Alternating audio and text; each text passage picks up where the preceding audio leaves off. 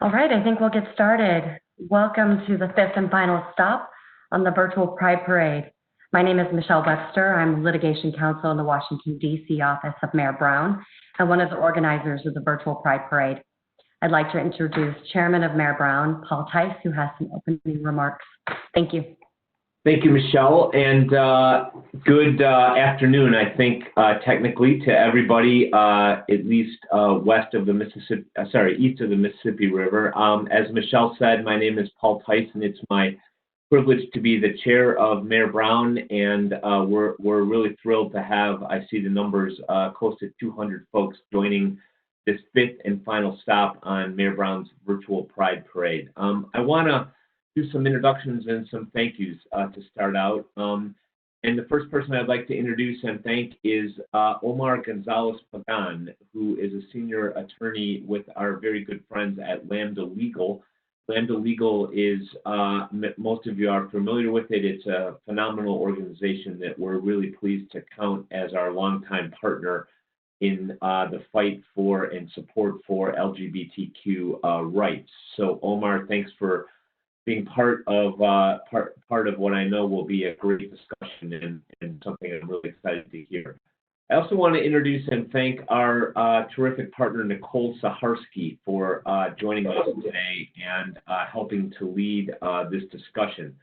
Before joining us with Mayor Brown, Michelle served for about a decade as an assistant for assistant to the Solicitor General of the United States Department of Justice, where she was responsible for briefing and arguing cases in the U.S. Supreme Court and overseeing, in a broad way, government appeals in the federal courts of appeal.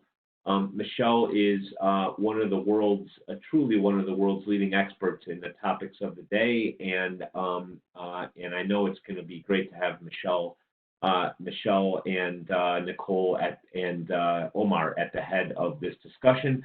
I also want to give a shout out to the Mayor Brown team that organized not only this event, but also the broader, all 5 stops on Mayor Brown's virtual Pride Parade. That includes not only Michelle, but Manuel Velez, Allison Parr, and Tim Darduini. And from our diversity and inclusion team, Mira Davji and Umber Sheik Washington, who have done just an incredible job putting together this series of events. And I'm sad that this is the last stop. It's been really, really a lot of fun and really informative to have these discussions in a way that I thought was really creative, given that we're not allowed to have actual Pride parades, although a few of them I've seen have broken out anyway. In the current environment, keeping us physically separate, I think meetings like this and gatherings like this, where we exchange ideas and listen and learn, are particularly important. And we're really happy that so many of you have joined us for this fifth stop. We know there's a lot to be done in the fight for LGBTQ equality, but we think it's important to celebrate the progress that we have made, even as we recognize that there's so much more to do. The timing for this panel, I think, could not be better. Of course, 2 weeks ago, the U.S. Supreme Court agreed during Pride Month that Title VII of the 1964 Civil Rights Act protects all employees against discrimination based on either sexual orientation or gender identity.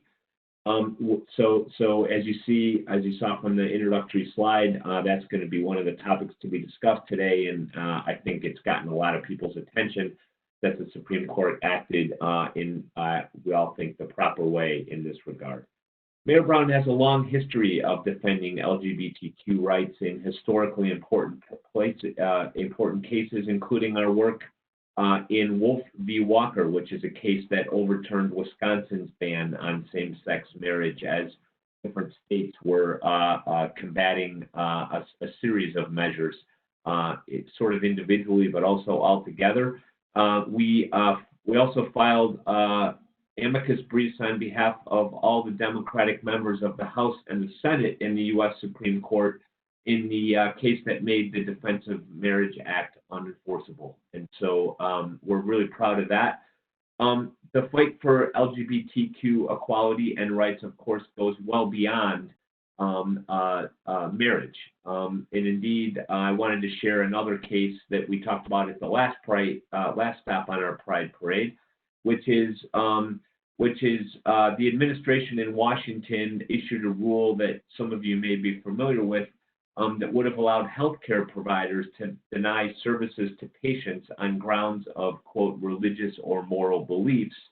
And the implications for LGBTQ individuals in our society were obvious. And there were some teeth to that proposed measure as healthcare facilities risk losing their federal funding if they do not grant employees the personal discretion to deny services on that basis.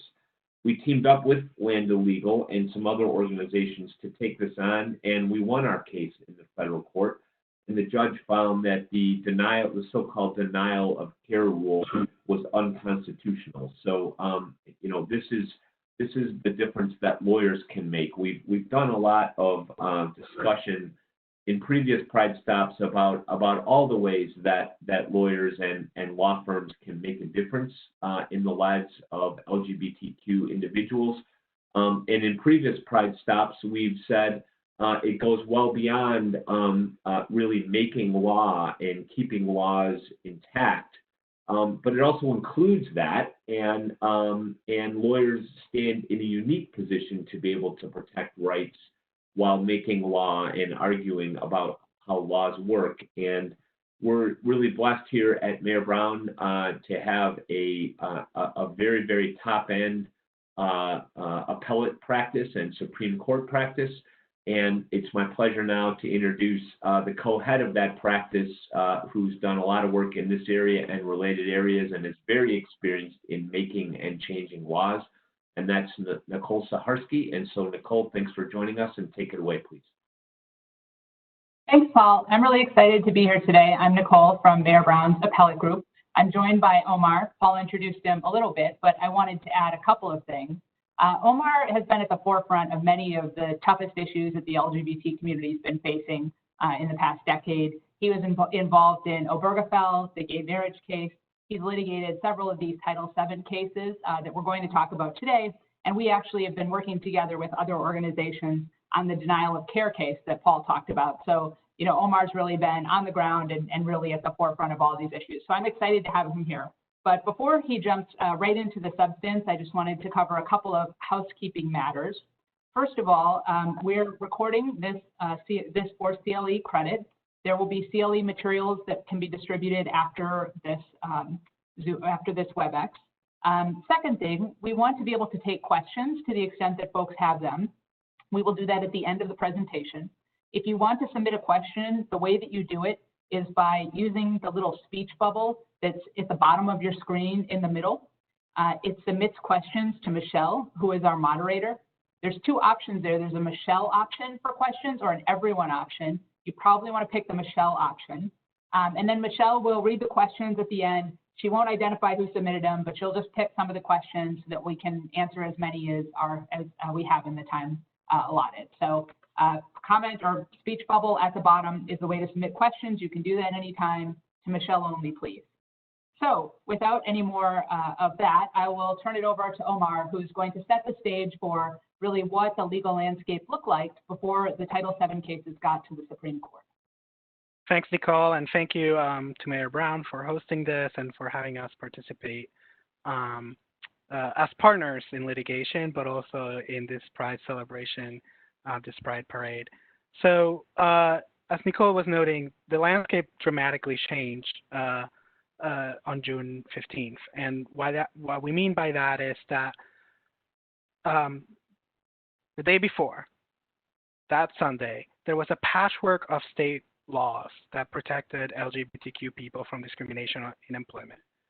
That patchwork still exists, but now there is no doubt that federal law prohibits LGBTQ people from discrimination in employment. So that applies nationally. Before that, we had 23 states that prohibited discrimination on the basis of sexual orientation and employment, and 22 states that did so on the basis of gender identity. The most recent one being Virginia, which passed the Virginia Values Act in April. And so we still had over half of the 14 million LGBTQ people in this country not have explicit protections in employment, and there being doubt caused by this administration as to whether they were prohibited from that discrimination under federal law. Why do we mean that there being doubt? Because even though the EEOC in 2012 and in 2015 had already declared, consistent with a number of cases that we have been litigating for over 2 decades, that discrimination on the basis of sexual orientation or transgender status were forms of sex discrimination under the Civil Rights Act of 1964, the EEOC had that position and was bringing those cases and enforcing them, but the Department of Justice took a different approach beginning in 2017 and in fact argued against the EEOC position in federal courts, and indeed reversed the EEOC's position at the Supreme Court in the cases that we're talking about today. So when you have more than half of 14 million LGBTQ Americans without a clear protection, and when you have a lack of remedies that vary state to state, that vary from federal to state law, it really was important to get a national answer. And we have been pushing for the Equality Act in Congress for a number of years, but we also had been litigating as a movement for over 2 decades to ensure that the courts understood what we clearly thought was the law, that federal law already prohibited discrimination based on sexual orientation or transgender status, because you cannot consider one without considering a person's sex. And so that was the landscape, right? On June 14, we still had that doubt as to federal law. We knew that an answer may be forthcoming. But we had that patchwork that affected people's rights across this country. And lo and behold, at 10 a.m., once you hit refresh on the Supreme Court's website on June 15, we got the answer very slowly, because there was a dissent that had 100 pages and a couple of appendices. But we got to see at least that very first page of the opinion that gave us the answer. And that was a very historic moment, really, for our movement, for LGBTQ people, and civil rights in this country. So to set the stage for the cases that went to the Supreme Court, I'm going to talk about exactly what Title VII says, and then Omar will talk a little bit about the facts and circumstances of the case that as they got to the Supreme Court. So Title VII discusses employment. There are different parts of federal law, parts of the Civil Rights Act that discuss different parts of society, housing, employment, etc. Title VII is employment. And it says, it shall be an unlawful employment practice for any employer to fail or refuse to hire or to discharge any individual, or otherwise to discriminate against any individual with respect to his compensation, terms, conditions, or privileges of employment because of such individual's race, color, religion, sex, or national origin. So this language actually tells us a lot. First of all, it tells us that this is a broad protection, a federal protection in the employment context. It covers a range of employment practices. It's not just hiring and firing, but hiring, refusing to hire, firing, any kind of terms and conditions of employment, discrimination in the terms and conditions of employment. And then it has the critical language that was litigated before the Supreme Court, which is, what is the reason for the discrimination? Because of sex. And so this law has been in place, this sex language has been in place for a long time, since the original Title VII of the Civil Rights Act in 1964. And as this case was litigated, there was a question as to what does it mean to be discrimination because of sex? And in particular, is discrimination based on sexual orientation or transgender status discrimination because of sex? And so I think Omar will talk a little about the individuals who brought these cases and argued that, in fact, it is discrimination because of sex. Yeah, thank you, Nicole. And I think the reason we want to do this is because we want to discuss the law with everybody here. It's important to remember the characters that bring about these victories, the real lives and the real people that are affected by rulings like these. So we had been working for a long time to get this up to the Supreme Court. In fact, Lambda Legal had petitioned in 2017 the Supreme Court to take up this question back before there was a change in composition. and the Supreme Court declined. And so it was not until 2019 that the Supreme Court said, yes, we're going to answer this question definitively of whether discrimination based on sexual orientation or transgender status is a form of sex discrimination. And so the Supreme Court took 3 cases. That was the case of Gerald Bostock out of Georgia, who worked for the county of Clayton County in Georgia and was ultimately fired because he was his employer found out that he was gay because of his participation in an LGBT sports league. We also had the case of Donald Sarda. Donald Sarda was a skydiving instructor. He brought his case in New York, out of Long Island, because his employer found out he was gay in the course of his employment and ultimately fired him. Unfortunately, Donald Sarda passed away in 2014 before he even won the case at the appellate level and before he won now before the Supreme Court. And it's important to note that in Gerald's case, the court dismissed his case because they thought there's no way this was covered in the law passed in 1964 and abide by a decision that he issued in 1979 before the court had even recognized that you couldn't criminalize the lives of LGBTQ people. And with Don Sarda's case, again, the case was dismissed, but on appeal went up to the full court of the Second Circuit. And this was the second court of appeals to actually decide this question in the modern era. And by that I mean after 2003. And to actually grapple with these questions of textualism and is this what the text really means, and do we need to abide by what we think may be the intent of people? And so as they were grappling with these questions, the full court, all judges in the Second Circuit heard this case and issued a number of opinions. It's a who's who of opinions. I think there were 9 in total. But ultimately, Donald Sarda won. And the last case is that of Amy Stevens. And unlike Don and Gerald, who were fired for being gay, Amy was fired for being a transgender woman. And I think it is most powerful for us to actually listen to Amy's words and to learn what it was that led to her firing. So I think we have a video that we can queue up now that actually really tells the story of what happened to Amy, and then we can discuss the court cases after. Dear friends and coworkers. Dear friends and coworkers. Dear friends and coworkers, I have known many of you for some time now, and I count you all as friends.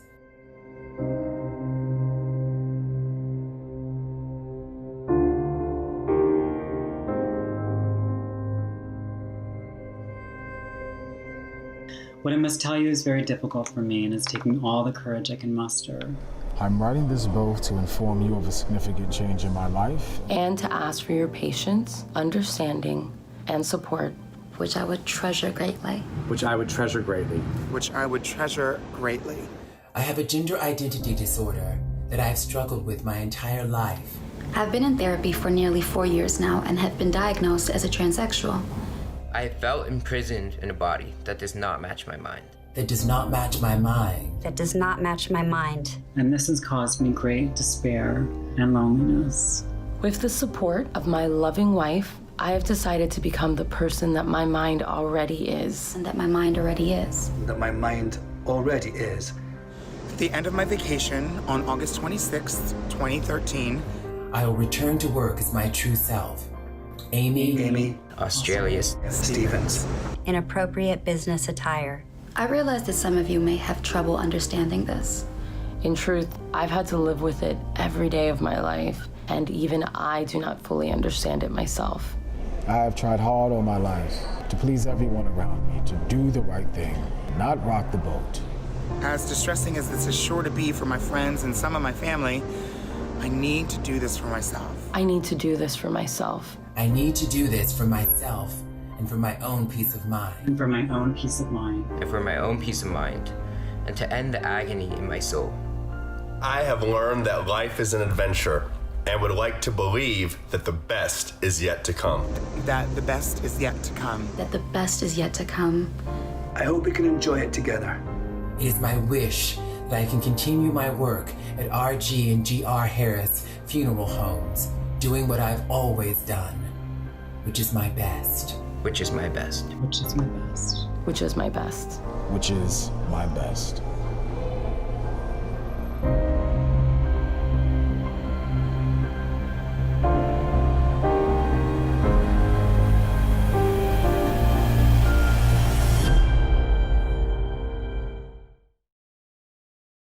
And so that was excerpts from a letter that Amy Stevens wrote to her employer, in which she came out as transgender, asked for their cooperation with her transition, before ultimately she was fired.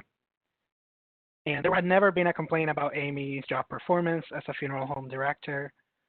And what ensued was 7 years of litigation, nearly 7 years of litigation, and Amy did not get to live to see the ultimate outcome of her case. It wasn't, Amy wasn't the one that brought her case to the federal court, actually. It was the EEOC who filed a case on her behalf through their enforcement authority. And the EEOC was representing her at the district court level, won yet again at the Court of Appeals level. But due to the change in administration, the ACLU, our friends at the ACLU, came in to represent her at the appellate level, and for good reason, because then, as we saw, at the Supreme Court level, the federal government changed sides and now sided with the employers. And I want to emphasize the nature, both the historic nature, that this was the first case involving transgender rights specifically to be before the Supreme Court, but also the reality that not every, that our litigants, our plaintiffs, are people who sacrifice so much of their lives to make civil rights a reality for so many others. And this is an example in which those words really ring true. Justice delayed is justice denied. Don Sarda did not get to live to see the justice in his case. Neither did Amy Stevens. But they did achieve a better future for so many people for bringing their cases and standing up for their rights. So now that we've, covered a little bit the human aspect of the people that brought these cases, I think we want to talk a little bit about what the dispute really was about and what were the arguments that were going back and forth. As you saw from the video, these cases were heard in October 2019, and the Supreme Court decided to take its sweet time and have us waiting with bated breath until June of 2020 to issue a decision. But Nicole, do you want to, discuss with me a little bit sort of the arguments that we had playing? Like, what were the arguments for and against coverage in these cases? Sure. So the arguments for and against coverage, the language, I'll start in and then you can jump in, Omar, because you've been litigating these for a long time. So the arguments for and against coverage, we're talking about the language because of sex. What does it mean to be discriminated against because of sex? And so does that mean, for example, that your sex makes a difference? So for example, if you're a man in a job who's in a relationship with another man, is it if you were a woman, you would be treated differently? And so that is discrimination based on sex? Is it discrimination based on gender stereotypes, that because of your gender, you're not doing what your employer expected for someone of your gender, or the more traditional route, and so as a matter of kind of sex stereotyping, it's discrimination? And I think on the other side, this maybe one version of the defense argument is, we're not discriminating based on gender, we're discriminating based on sexual orientation or transgender status. So whether you are a gay man or a gay woman, it doesn't matter. Either way, it's not the gender that's the defining fact, it's something else. I think the defense side also had some arguments based on the fact that this was a statute put in place in 1964 and said, this language clearly wasn't designed to address sexual orientation and transgender status because those perhaps weren't issues in 1964 that Congress was thinking about. And so, you shouldn't stretch to reach those. So that, at least I think, is kind of the high level plaintiff side and defense side. But I should let you jump in, Omar, because I know you've been litigating the various theories, especially on the plaintiff side, for a while. Yeah, and so, ultimately we wanted to present the court with a menu of options, which had been working at the appellate level. Different judges had attached to different theories, but ultimately there was a small c conservative argument, which was one that is, if you're going to interpret the law, look at the words of the law. You don't look at the intent of the drafters. You don't look at the possibilities of what they might have intended or its purpose. You look at the words that were included in the law and you apply them to the facts of the case. And the outcome is whatever the outcome is. And so why does that matter? Because ultimately, in order for you to discriminate based on sexual orientation or transgender status, you have to inherently consider that person's sex. You don't get to decide or even know that a person is gay unless you know their sex vis-a-vis the sex of the person that they're attracted to or in a relationship with. You don't get to know whether somebody's transgender unless you know the sex that they were assigned at birth and the sex, their affirmed sex, that is true to themselves. And so ultimately, you consider sex at every step of that equation, and therefore, by considering sex, you would not have taken the actions that you took without considering that person's sex and but for that person's sex, and therefore you've engaged in unlawful sex discrimination.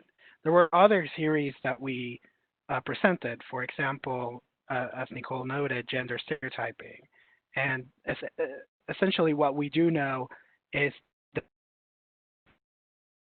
since the late 1980s, the Supreme Court has made clear that discrimination based on stereotypes or failure to conform to sex stereotypes is unlawful sex discrimination.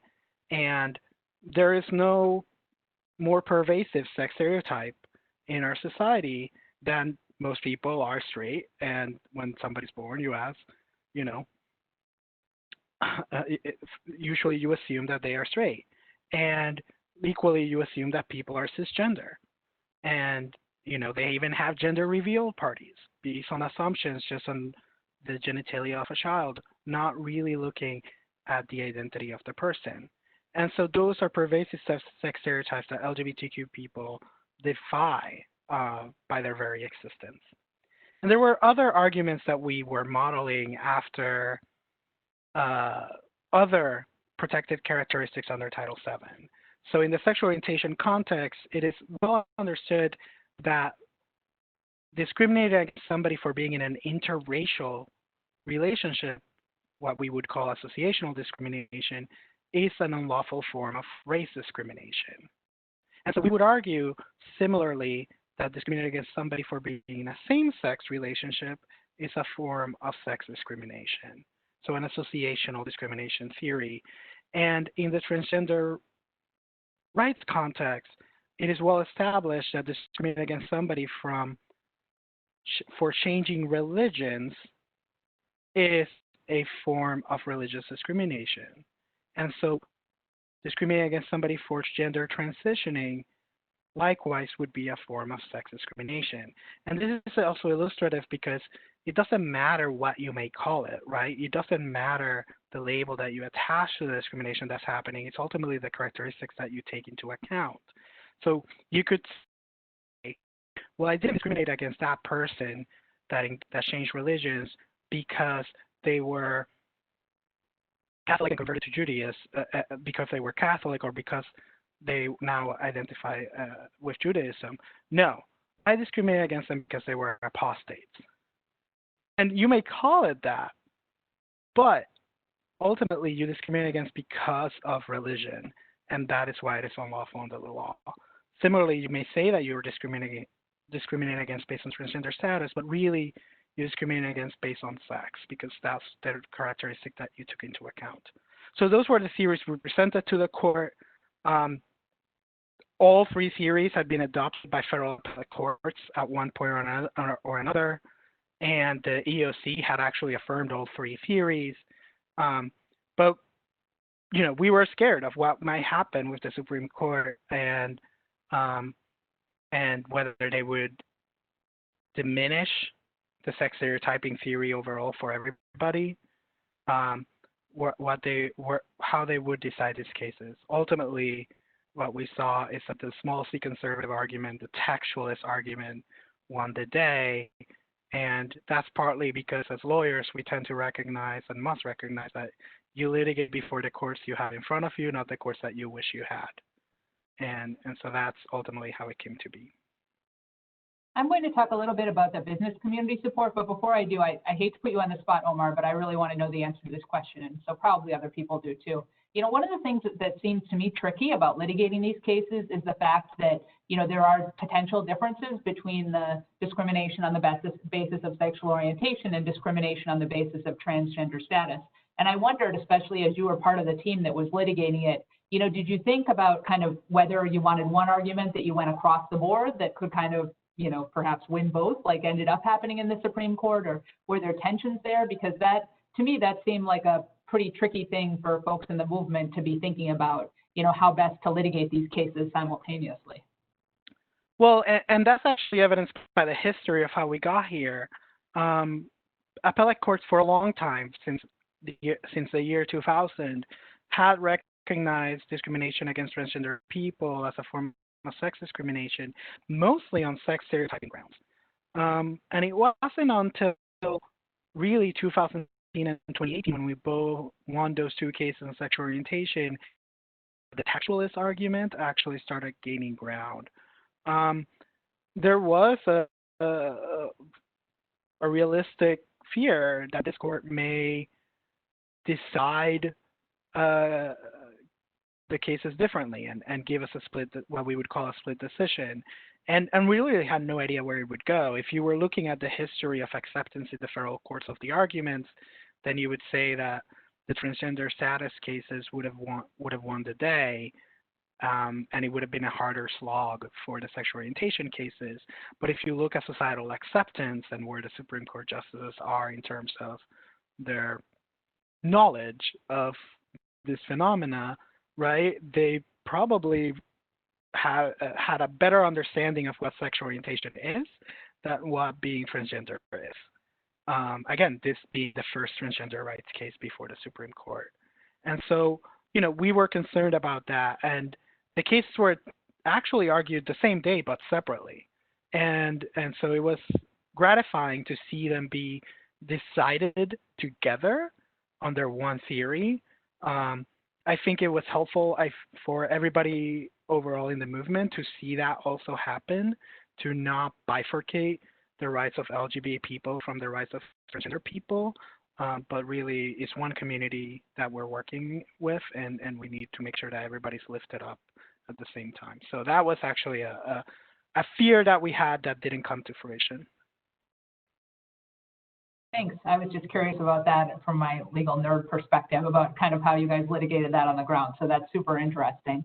I'm just going to talk briefly before we get into the court's opinion about one pretty important factor that I think motivated the court, at least to some extent in the case, which was the substantial support from the business community.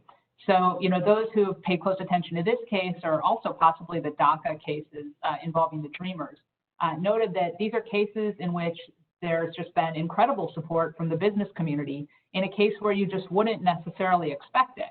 And the reason I say wouldn't necessarily expect it is not because companies don't care about their LGBTQ employees, but because as a general matter in an employment case, when it's employee against employer, other employers don't file amicus briefs on the side of the employee. They tend to either not say anything in the case or be on the side of the employer. So to have these briefs come in with all of these companies on the sides of the employees was actually a pretty incredible thing. So what I'm talking about here are a few different briefs. First, there was one that was filed by 206 businesses really across the spectrum, just starting, it's just a long list of companies with which I'm sure either folks on the call work or are familiar. Amex, Accenture, AT&T, Amazon, a whole bunch of banks, Bank of America, Citibank, Wells Fargo, Bank of New York Mellon.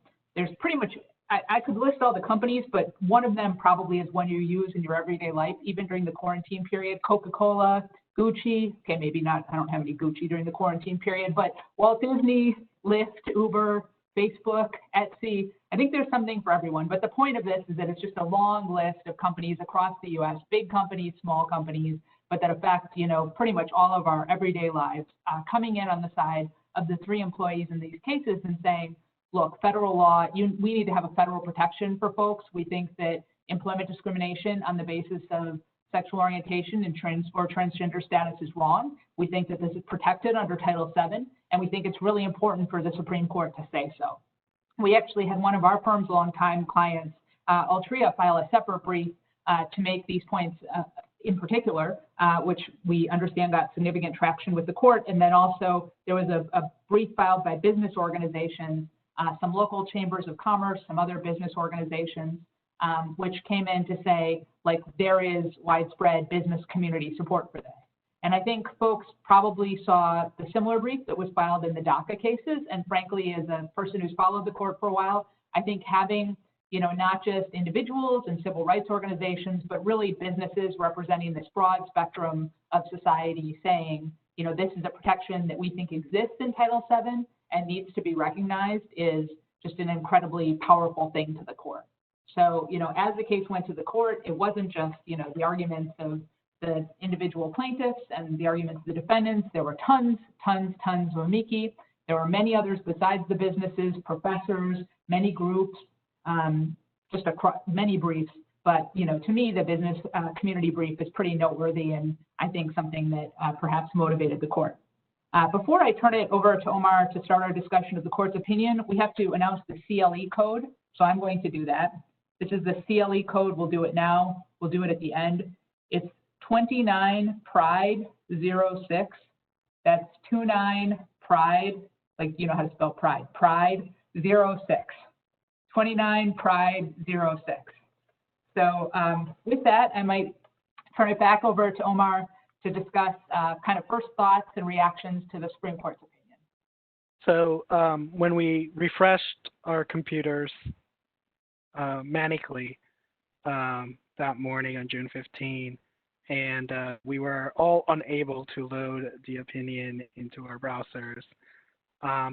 But we saw that we had won, but we couldn't tell the composition and how, and ultimately it took a little bit of like 30 to 45 minutes of frantic emailing to figure out who got to download the opinion, because Justice Alito had added 20 megabytes of an appendix that overloaded the Supreme Court server with so many people looking at it.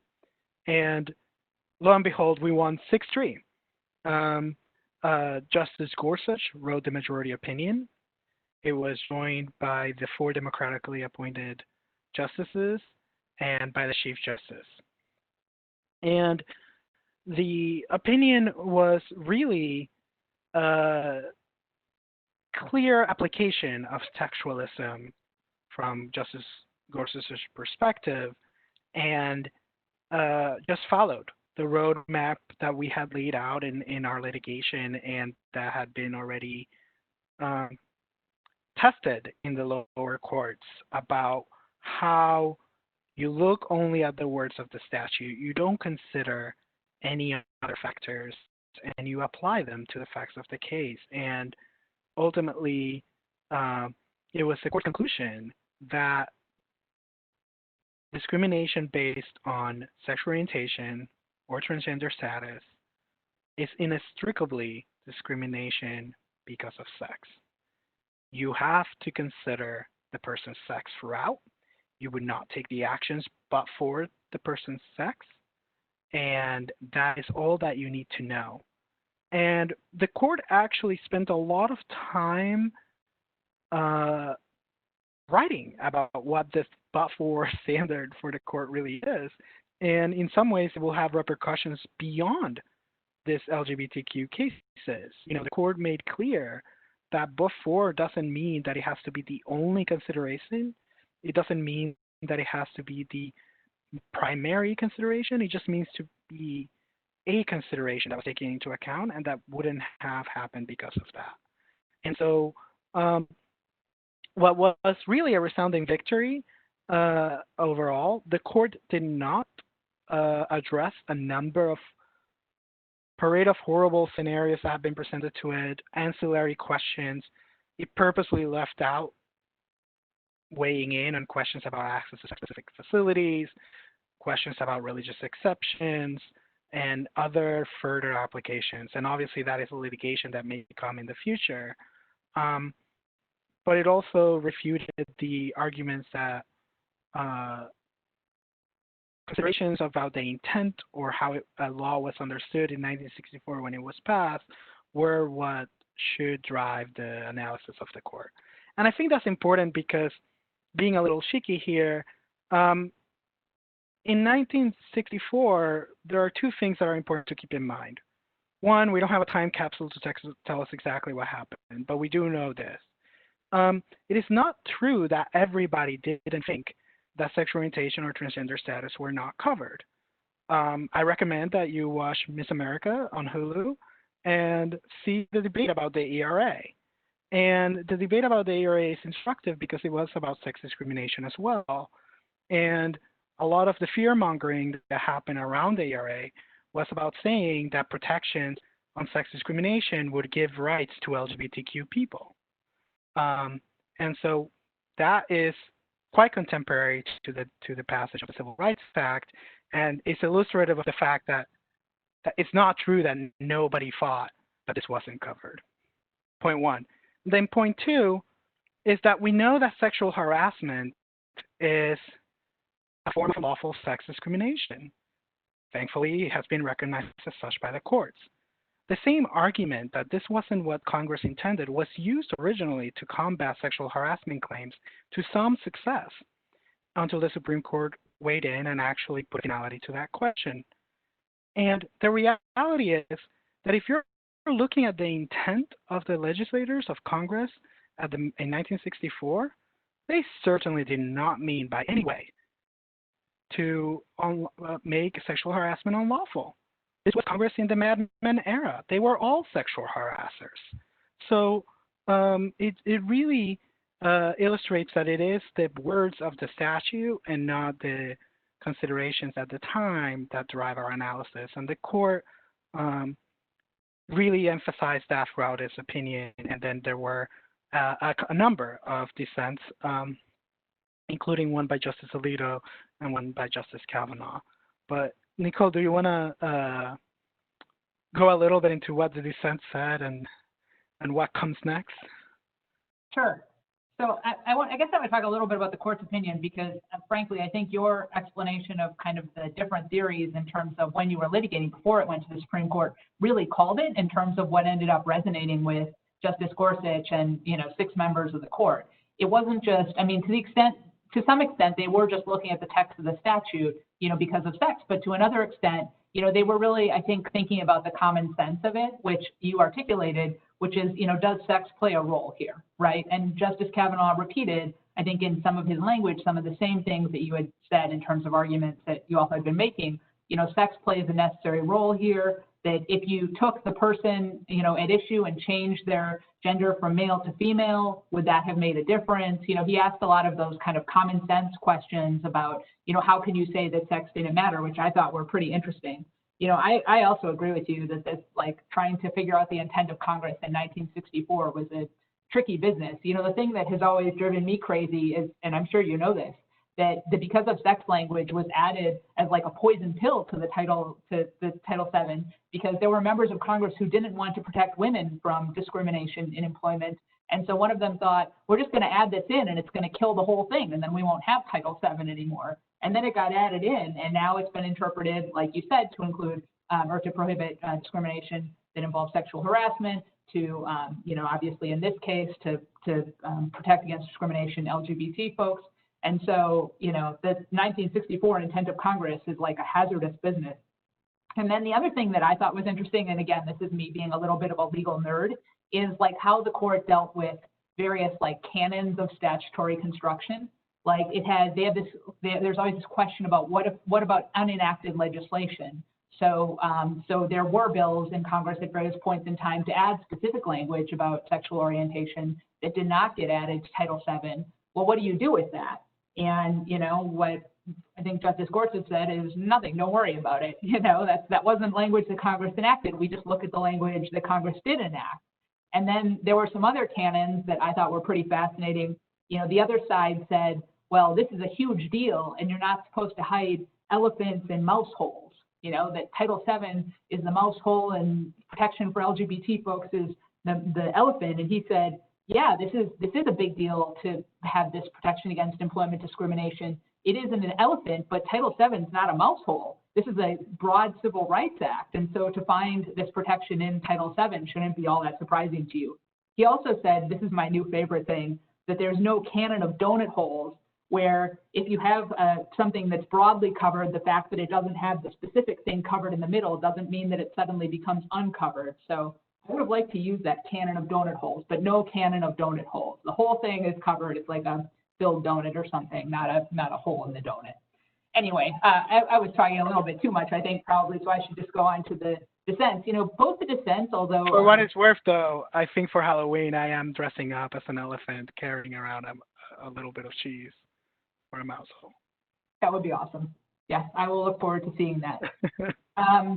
I might be a donut, but, I would just be a donut anyway, so no, I'm just kidding. The dissents, there are two dissents, one written by Justice Alito, joined by Justice Thomas, a separate one by Justice Kavanaugh.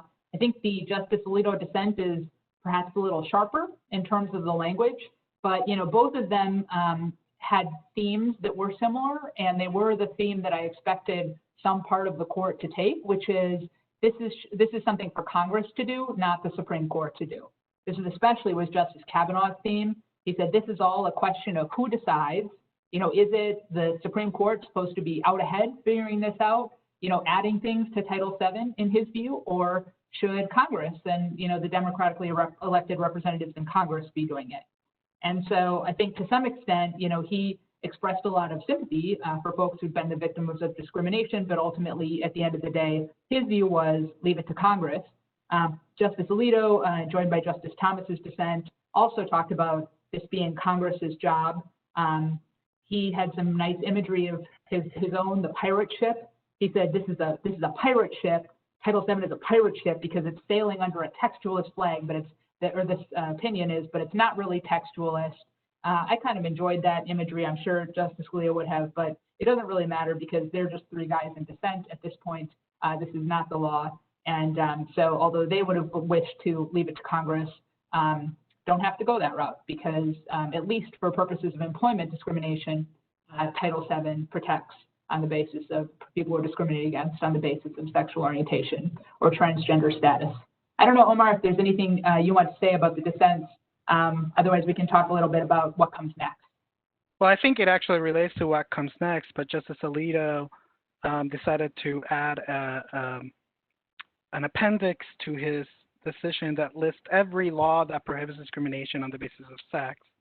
And so, and saying that this will be now, that the decision by the Supreme Court will affect all these laws, and we're very thankful for the roadmap that he has provided us in eradicating further discrimination. One thing that you didn't know in his dissent is that he also decided to go and discuss the implications that this may have on a number of areas, which we'll get into today, from healthcare to education to housing, the transgender military ban cases and the like. What was a little bit gratifying, and if not scary in some ways, was that at least over a half a dozen cases that Lambda Legal currently has pending in the courts were actually cited in Justice Alito's dissent. So that will be useful fodder for us. It will be similar to Scalia's dissent in Lawrence v. Texas when he said this will lead to marriage equality, and lo and behold, it did.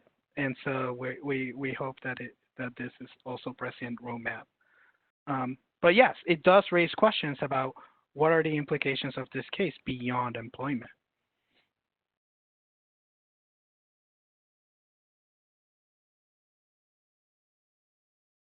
Yes, and so I think we have a couple of questions, but before we do, we could talk a little bit about the Equality Act. I know you're an expert on that. It's been pending in Congress or parts of Congress for a while. And so Omar already mentioned kind of the other particular federal laws that have language discrimination because of sex, including housing, including Title IX about education. But if you want to talk briefly, Omar, about the Equality Act. Yeah, and so one thing that we do have pending and that we think is important to be enacted is the Equality Act. The Equality Act already passed the U.S. House of Representatives just last year, and it not only amends Title VII to explicitly include sexual orientation and gender identity discrimination as forms of sex discrimination, but it amends Title IX, which is education, the Affordable Care Act, which covers healthcare, the Fair Housing Act, but it also does more than that. It also provides an amendment to the law governing public accommodations at the federal level, which doesn't prohibit discrimination based on sex, surprisingly. So that's an area that we want to expand on. And it serves, aside from providing clarity and an explicit statement in the law that will be helpful for regulated entities as well as LGBTQ people to know their rights, it serves a belt and suspenders approach. And it serves as a governmental message, which we think is important. To pass a law that prohibits explicit discrimination based on sexual orientation and gender identity, we think is an important message that needs to be sent from the government about our values as an American society. So for all those reasons, we're still pushing for the Equality Act to be passed. Yes, this decision in Bostock will have implications for all these areas of law, but passing explicit protections will remove any certainty and any lack of certainty that there might have been, and would also serve as a governmental imprimatur about who we are as a people. That's terrific, and a perfect place to add before we end before we take questions. Before we do, though, I want to say the CLE code again because I'm supposed to say it twice. 29 Pride 06. 29 Pride 06. That's the CLE code.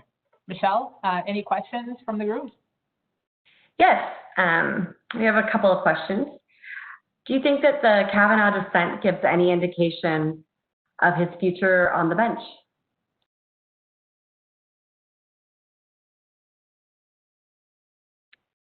I guess I can start. I think it's a little bit hard to tell because I think his first couple of years on the court, he has been taking it slow, I think would be the language that I would use. You know, after a very difficult confirmation process, and I mean difficult for everyone, not just for him. Certainly the sense I had of his first year on the court was that he was just trying to lay low and not make waves. And I kind of see this as being of a piece. He didn't have to strike very far out to say, I just think this is for Congress. It's not, that I don't want folks to be protected from discrimination against discrimination. It's just that I think this is that. So I think that this was, probably he views this as kind of a modest opinion, a modest dissent, and perhaps why he wrote separately. But I think it's too soon to tell. Justices have such long careers. At least in my view, it's kind of takes a while for them to kind of come into their own and to really see what they're going to be like as a justice. I don't know what you think, Omar. Yeah, no, I think it's hard to tell. It certainly doesn't give hope, but I don't know that it gives us doom and gloom either. And I think what is important to note is it really will come down to what the case is about and the theories that are used. Gorsuch wrote a very scathing dissent in Pavan, for example. and yet he was the author of this opinion. So I think it's fair to say that neither of these justices are going to be steadfast LGBTQ champions, but I think there's an opportunity to sway depending on the facts of the case. Thank you. What do you guys think that the Bostock decision tells us about how the court may balance civil rights for LGBTQ plus people with RA claims, the Religious Freedom Restoration Act claims? So the court purposely did not weigh into this question. I would note that there is actually 2 cases that are pending right now from the Supreme Court that will come out in the next couple of days, probably into July, that have to do with what's called a ministerial exception, and that applies to Title VII writ large. And so they were not in the LGBTQ context, but they will have huge ramifications to how this opinion is applied. But the court did not weigh in on this religious exemption questions. And one thing that you can read into is, maybe for better or worse, is that the Justice Gorsuch called the Religious Freedom Restoration Act, RFRA, a super statute, whatever that may mean. And so certainly those are battles that are coming. Yeah, I think it's incredibly hard to predict an answer to any question about the intersection of these LGBT rights decisions and religious exemptions. I mean, I'm sure everyone remembers the Masterpiece Cake Shop case where there was, just a ton of different opinions from the Supreme Court and not a lot of people being satisfied in terms of, how the court was trying to grapple with the issues and kind of reconcile them. And so I don't know that the court has it figured out. I guess I feel like they punted in this case. They saw what happened in Masterpiece Cake Shop, which was not a lot of agreement, and there will be other cases that will raise these issues. There's some cases involving adoption that are coming in the pike, but for now, the court is, I think not yet figured it out. Okay, we're running a little long, so I unfortunately can't get to the rest of the questions, but I did want to introduce, I want to thank Nicole and Omar for a very enlightening and interesting discussion. It was just fantastic. And I wanted to introduce Mira Daiji she's from our diversity and inclusion team, and she's been instrumental in developing the programs for the virtual Pride Parade. She's going to make a few closing remarks. Thank you all for joining us, and I'm handing it off to Mira. Thank you so much, Michelle, for putting together this event and moderating the Q&A session. Michelle has been with Mayor Brown for over 15 years and has served on Lambda Legal's Volunteer Leadership Committee for the past 4.5 years. As she mentioned, I have the privilege of being part of the diversity and inclusion team here at Mayor Brown. And what has been truly remarkable about being at the center coordinating this year's Pride festivities has been witnessing its truly collaborative nature between our LGBTQ attorneys, our clients, our business development and marketing teams, our IT teams, and our extensive network of allies. I can say for certain that no one person was behind this effort. The challenge of the remote context has brought us together and has demonstrated to me, a relative newcomer to the firm, that the Mayor Brown community wholeheartedly leans in and steps up when it comes to diversity and inclusion. It's important to note that our commitment to LGBTQ inclusion in the workplace does not begin or end with Pride Month. Throughout the year, our D&I team works to foster a more diverse and collaborative environment.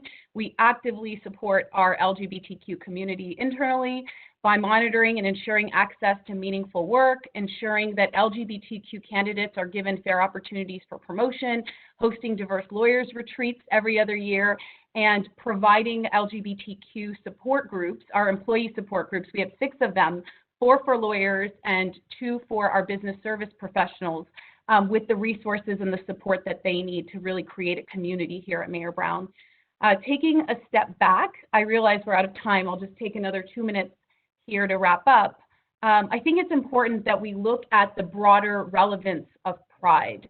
I'd like to emphasize that pride in our diverse and complex identities comes at the culmination of a process. So we move from mere tolerance of those who are different to acceptance and normalization, and then to celebration of our diversity and pride.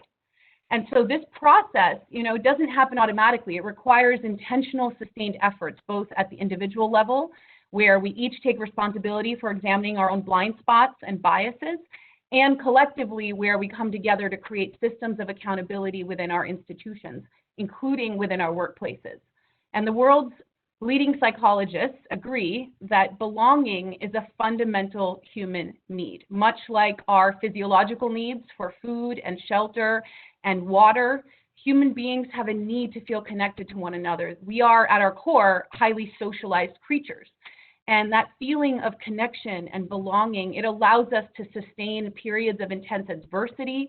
It allows us to manage stress effectively. It reduces the likelihood of depression, anxiety, and other illnesses. It increases our self-confidence, and it gives our lives a sense of meaning and purpose. So a question that I get asked often as a diversity and inclusion expert is, how do I as an individual reduce feelings of exclusion and isolation in my workplace? And to that, I would ask you to consider what I like to call your professional face. That is, the curated persona, the most idealized, perfect, formal version of yourself, and we each have one. And then consider who you grant permission to see behind that curtain. Who gets to see the complex person that you really are, and who do you engage with on a deeper, more personal level? These are the colleagues whose lives you take an interest in beyond work, and the ones whom you exchange stories with and whom you show your vulnerabilities to. So it tells you kind of who you've decided to trust and engage with more openly and authentically, and who in the workplace context you keep at a little bit of a distance. And each of us has that in-group and that out-group. So I'd like to end by asking you to consider, what is it that you might do to exclude others in the workplace? We all have biases, we all have an in-group and an out-group, and what is it that might be a blind spot for you that that if you paid attention to it, might allow you to open the size of your in-group and therefore contribute to expanding your capacity for empathy, connection, and inclusion in the workplace. With that, thank you so much for being a part of our virtual Pride Parade celebrations, and we look forward to continuing the connection with you going forward. Thank you very much. Thanks, everyone.